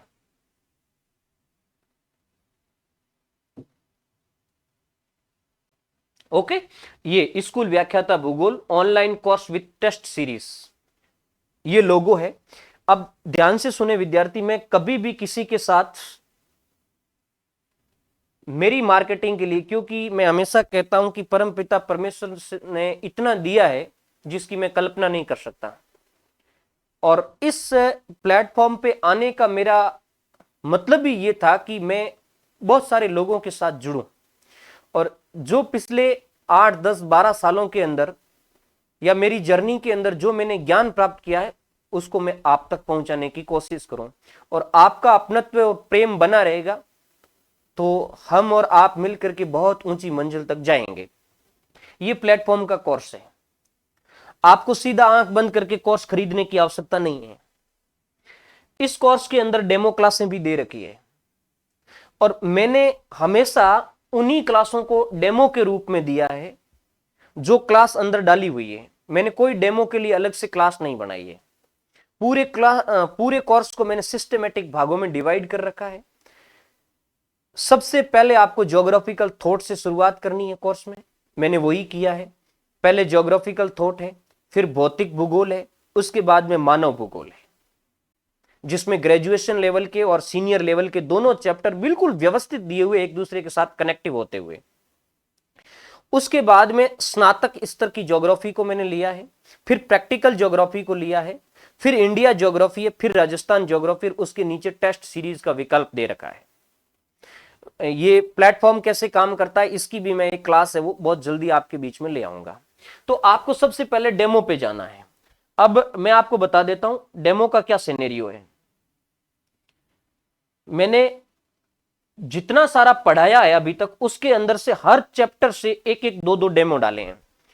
अभी मैं आपको बता रहा हूं, मैंने ज्योग्राफिकल थॉट पूरा कर लिया जिसकी करीबन 30 एक क्लासें हैं। अभी मुझे एग्जैक्ट पता नहीं, लेकिन 30 एक क्लास है ज्योग्राफिकल थॉट की, जिसमें ग्रेजुएशन लेवल का और स्नातकोत्तर लेवल का दोनों का कंप्लीट हो गया। उसके बाद फिजिकल ज्योग्राफी मेरी क्लियर है, जिसमें करीबन 111 है या 125 के आसपास क्लासें हैं फिजिकल ज्योग्राफी में, जिसमें सीनियर लेवल की फिजिकल ज्योग्राफी, ग्रेजुएशन लेवल की फिजिकल ज्योग्राफी, ये दोनों शामिल है। और स्नातक स्तर की जो फिजिकल ज्योग्राफी है, जिसको हम जियोमॉर्फोलॉजी कहते हैं, उसको मैं स्नातक स्तर में पढ़ाऊंगा, वो अभी नहीं पढ़ाई है। और उसके बाद में अगला ह्यूमन ज्योग्राफी। तो ह्यूमन ज्योग्राफी की अभी 2 या 3 क्लासें रही है, लगभग उसकी 30 क्लासें बनेगी टोटल, वो अगले 1-2 दिन के अंदर पूरी हो जाएगी। तो हमारा ज्योग्राफिकल थॉट क्लियर है, भौतिक भूगोल क्लियर है, और मानव भूगोल आपका क्लियर हो गया। इसके अलावा मैंने इंडिया ज्योग्राफी का फिजिकल फीचर पढ़ा रखा है। फिजिकल में केवल आपको भौतिक स्वरूप अभी पढ़ाए हैं मैंने, हालांकि वो कुछ क्लासें पहले डाली हुई थी, वही है अभी अभी इंडिया ज्योग्राफी को वहां स्टॉप कर रखा है। उसके बाद में जैसे ही मेरा ये क्लियर हो जाएगा, उसके बाद में मैं प्रैक्टिकल ज्योग्राफी और स्नातकोत्तर ज्योग्राफी पहले करवाऊंगा, और उसके बाद में इंडिया ज्योग्राफी और फिर राजस्थान ज्योग्राफी होगी। अब आप डेमो देख सकते हैं। इस डेमो के अंदर मैंने ज्योग्राफिकल थॉट से 2 क्लासें डाली है, एक भूगोल का परिचय परिभाषा, बिल्कुल सिंपल जो चीज होती है वही डाली मैंने, पहली क्लास को डाल दिया।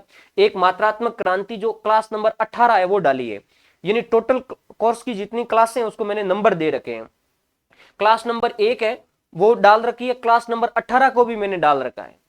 और उसके बाद में फिजिकल ज्योग्राफी से एक तो क्लास नंबर 27 डाल रखी है, पृथ्वी की आंतरिक संरचना आधुनिक मत, और एक क्लास नंबर 48 डाल रखी है, भू संतुलन प्राट की संकल्पना, आइसोस्टेटी प्राट की संकल्पना। ये दोनों फिजिकल ज्योग्राफी में से, फिजिकल में जियोमॉर्फो में से हैं। उसके बाद में मैंने क्लाइमेटो से एक क्लास डाली है, वायुमंडल की संरचना, ये क्लास नंबर 69 है, यानी ऑल ओवर जो कोर्स की क्लास है उसमें से 69वीं क्लास है ये। उसके बाद में मैंने क्लास नंबर 123वीं प्रवाल भित्तियों की उत्पत्ति, डार्विन का अवतरण सिद्धांत, ये भी डाला है। और इसके अलावा इसमें अभी एक क्लास और चेंज की है, शायद ज्वार भाटा को अभी लाया है। किसी बच्चे ने कह दिया कि सर आप ऐसा करो, अभी की अभी जवार भाटा की जो क्लास है उसको डेमो दो, वो मुझे देखनी है। तो मैंने जवार भाटा की डाल दी। मैंने कहा ले भाई, प्रवाल की जगह मैं जवार भाटा को डाल देता हूँ। तेने प्रवाल देख ली? तो हाँ सर प्रवाल देख लिया, मुझे जवार भाटा पढ़ना है, तो मैंने जवार भाटा की वहां डाल रखी है अभी। और इसके अलावा मैंने 127वीं क्लास जो ह्यूमन ज्योग्राफी की है, मानव भूगोल के सिद्धांत, उसको भी डाल रखा है। इसके अलावा भारत के भूगोल की 8वीं क्लास है जो भारत की स्थिति और अवस्थिति है, वो भी मैंने डाल रखी है। और आगे जैसे स्नातकोत्तर शुरू होगा तो 1-2 क्लास स्नातकोत्तर की भी आएगी, प्रैक्टिकल की भी 1-2 क्लास आएगी, राजस्थान ज्योग्राफी की भी 1-2 क्लास आएगी। इस तरीके से सारे डेमो आप देख करके उसके बाद आपको लगे कि स्किल सही है, मुझे समझ में आता है, वैल्यूएबल चीज है, तो आप इसको परचेज कर लीजिए। इसमें टेस्ट सीरीज है वो आपको फ्री में मिलेगी, ठीक है। उसके बाद में इस पर बात करें, सबसे पहले मैंने आपको कहा ज्योग्राफिकल थॉट है, उसके बाद में भौतिक भूगोल है, फिर हमारा मानव भूगोल है, उसके बाद में आता है स्नातकोत्तर लेवल का ज्योग्राफी। सारे फोल्डर बने हुए हैं, स्नातकोत्तर लेवल का ज्योग्राफी, फिर प्रैक्टिकल ज्योग्राफी है, फिर इंडिया ज्योग्राफी है, उसके नीचे राजस्थान ज्योग्राफी है। और इसके अलावा मैंने एक डाउट सेशन का चैप्टर और बना रखा है। मुझे ऐसा लगता है कि ये चीज सिलेबस में नहीं है, लेकिन यहां से प्रश्न उठने की संभावना है, उसके मैं वीडियो उस डाउट सेशन में डालूंगा। 2 वीडियो मैंने डाल रखे हैं, अभी भी मुझे याद है। एक तो मैंने डाल रखा है इसका साउथ ऑसिलेशन का, हालांकि वो वीडियो उससे कनेक्ट भी था, लेकिन उसको थोड़ा मैंने गहरा पढ़ाया है साउथ ऑसिलेशन वाले चैप्टर को। और एक मैंने डाउट सेशन के अंदर डाल रखा है इसका डेरेन सिस्टम के प्रतिरूप का, अफवाह प्रतिरूप का। ये न फिजिकल ज्योग्राफी में था न तुम्हारे इंडिया ज्योग्राफी में था, लेकिन मुझे लगता है कि ये प्रश्न पूछे जाने की संभावना है, तो उसको मैंने वहां ऐड कर दिया डाउट सेशन के अंदर। और पैनल पीडीएफ है, बच्चों की डिमांड है, तो मैं वो कुछ ही समय, दीपावली की अभी छुट्टियां हैं, पूरा वर्क हो रहा है पैनल पीडीएफ पर, और जो भी वैल्यूएबल पैनल पीडीएफ है वो वहां उपलब्ध करवा दी जाएगी, ताकि आप जब वीडियो पढ़ो तो उसके साथ पैनल पीडीएफ देख करके भी आप है वो नोट्स तैयार कर सकते हैं। ये हमारा पूरा का पूरा सिस्टम है। और टेस्ट सीरीज की मैं बात करूं तो टेस्ट सीरीज है वो दीपावली की जस्ट बाद आएगी, और पूरा मैं शेड्यूल डालूंगा, कितने टेस्ट होंगे, कितने कितने प्रश्न पत्र उसके अंदर होंगे। मैंने अलग अलग प्रश्नों के अंदर बनाने की कोशिश की है। पहले बहुत शॉर्ट यूनिट वाइज है, उसमें 50-50 प्रश्नों का है। उसके बाद थोड़ा सा बड़ा किया है, एक एक दो दो 3-3 यूनिट को साथ में लेकर के उसमें 100 क्वेश्चनों का प्रश्न पत्र रखे हैं। फिर अगले स्टेप के अंदर 120 प्रश्नों के रखे हैं। फिर अगले के अंदर 150 के रखे हैं, और 150 में भी कुछ यूनिट वाइज टेस्ट है और फिर कुछ ऑल टेस्ट रखे हैं। और मैं आपको विद्यार्थियों विश्वास दिलाता हूं कि जब तक आपका एग्जाम होगा तब तक हम कंटिन्यूटी रखते ही रहेंगे। ऐसा नहीं है कि 50 टेस्ट देकर के बंद कर देंगे या 40 देकर के बंद कर देंगे। मुझे लगेगा कि अभी भी प्रश्न बन सकते हैं, तो मैं जो समग्र 150 का बन रहा है उसके अंदर डालता रहूंगा। ये सारी चीजें हैं। तो आज के सेशन में मोटी मोटी बातें लगभग हो गई है, और कोई भी आपका जो डाउट्स वगैरह रहता है तो आप मुझे अपने प्लेटफॉर्म पर मैसेज करके उस व्हाट्सएप नंबरों पर जो अभी चल रही हैं 8619546073, इस पर आप डाल सकते हैं। किसी भी तरीके का कोई भी कंफ्यूजन आपको नहीं रखना चाहिए, बस इच्छा शक्ति होनी चाहिए, कुछ कर गुजरने का जज्बा होना चाहिए। मैं हमेशा कहता हूं प्यारे स्टूडेंट, ये जीवन एक कलम की तरह है, जीवन एक इस पेन की तरह है। जब तक इसकी स्याही खत्म हो जाए उससे पहले कोई ऐसी कहानी लिखना है जिसको दुनिया बार बार पढ़े और दोहराए, और दोहरा करके तुम्हें याद करे कि बंदा ठीक था, बंदा अच्छा था, बंदे ने कुछ काम किया। इसलिए हमेशा मोटिव, अपने आप को मोटिवेट रखें। आंतरिक अभिप्रेरणा होनी चाहिए कि मैं इस जीवन में या मानव शरीर को मैंने धारण किया है, मेरे अंदर क्षमता है, दुनिया के सबसे बुद्धिमान प्राणियों में मैं एक हूं, तो मैं कुछ कर सकता हूं। ये चीजें आपके पास होनी चाहिए, ये हुनर आपके पास होना चाहिए। तो बहुत बहुत धन्यवाद। आज का सेशन काफी लंबा हो गया, मुझे उम्मीद है अगले सेशन का इंतजार आपको जरूर रहेगा। और अंत में मैं आपको ये कहता हूं कि जिस भी मित्र को ये क्लास मेरी अच्छी लगी है, वैल्यूएबल लगी है, तो आप अपने मन से इसको सपोर्ट जरूर करें। आप सुझाव जरूर लिखें नीचे, आप इनको शेयर जरूर करें, अपने उन मित्रों तक आप जरूर पहुंचाएं जो आपके इस मैसेज से, वैल्यूएबल मैसेज से, आपके इस मैसेज की प्राप्त करने से उनको कुछ हेल्प हो सकती है। ऐसा आपको जरूर करना है। बहुत बहुत धन्यवाद। उम्मीद करता हूं कि अगले सेशन तक आप पूर्ण मोटिवेट होकर के बने रहेंगे। धन्यवाद।